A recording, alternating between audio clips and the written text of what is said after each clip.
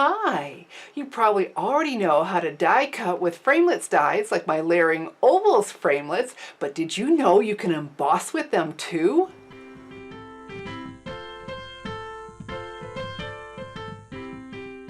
Welcome to StampingSmiles.com. I'm Shelley Godby, the owner and CEO of Stamping Smiles, and for 16 years I've been teaching others how to create their own hand-stamped smiles. After I show you how easy it is to use your Framelits dies to emboss, I'm going to show you how I use that embossing on my lovely Count My Blessings card. Here's a much better view of the Count My Blessings stamp set. It's from the 2017 Stampin' Up! Holiday Catalog.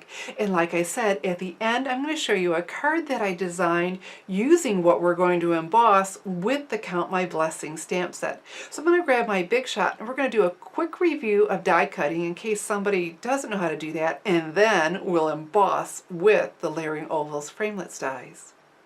We're going to die cut with this oval from the Layering Ovals Framelits dies. So I have my Big Shot die cutting machine. And so now we need to build what's called the sandwich. So we're going to start with the Big Shot platform, and then because we're using a thin metal die, we need the thin die adapter.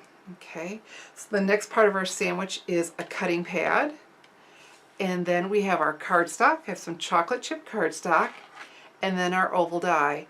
There is a little edge on there. That's the cutting edge. We're going to place that down. Okay, and then the rest of our sandwich is another cutting pad. So what comes with the purchase of the Big Shot is that Big Shot platform, the thin die adapter, and the 2 cutting pads. Alright, so then we go ahead and feed this through. And you build that sandwich up enough so you have the 3,000 pounds of pressure to, look, just die cut through that like butter. Okay, so now what we're going to do is change our sandwich to emboss with the Framelits. So let's bring this back. Okay, so we're going to get rid of the thin die adapter. And what we're going to use is to give an impression is the silicone rubber mat. Stampin' Up! Used to carry these, and we use these with the texture plates, but they were really cool for embossing too, and I kept mine. So this will be part of our sandwich. And so we need our cutting pad. All right, and so then this normally next, but the thin die adapter with this was too much, but it was not enough without something else. So I got several sheets of cardstock, and I'm going to use as a shim. It's not quite as thick as the thin die adapter. So I'm going to put these on next. Now my silicone rubber. And I'll have a link to where you can pick up one of these. Okay, and so now our cardstock, I have some very vanilla cardstock, and our die. Now this time, remember that cutting edge? We put it down. If I put it down, it's going to cut through. We're going to place it at the cutting edge up. And then another cutting pad. This is the rest of our sandwich, because we want it to make the impression into the paper and not cut it. Alright, so let me show you. Let's go ahead and crank this through. Look how nice that goes through. Beautiful, beautiful, beautiful. And look what we have. Out pops. Oh, okay.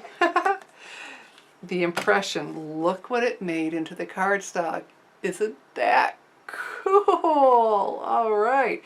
Love it, love it, love it.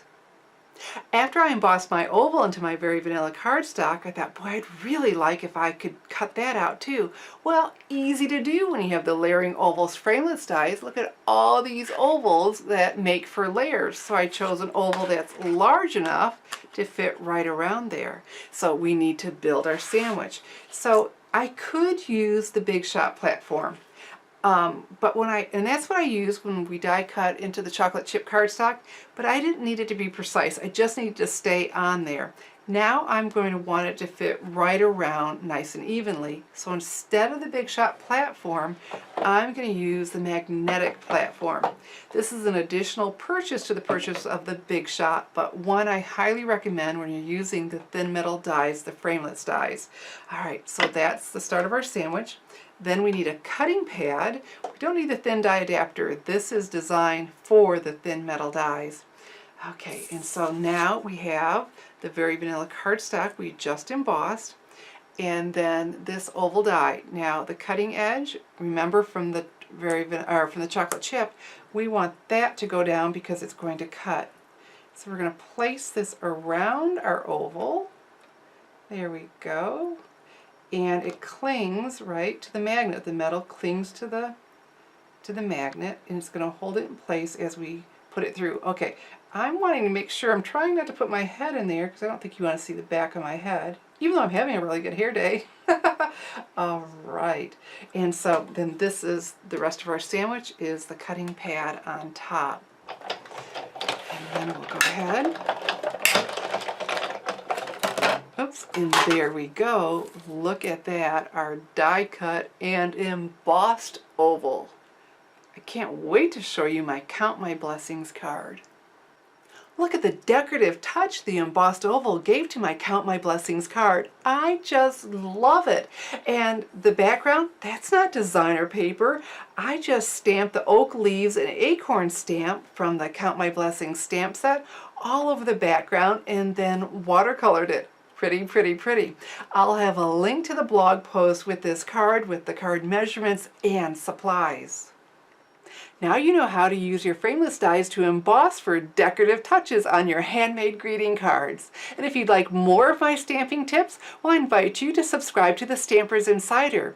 It's your free stamping source for inspiration, information, and ideas. Just go now to www.thestampersinsider.com to subscribe. I'm Shelley Godby, teaching you how to create hand stamped smiles. Thanks for watching.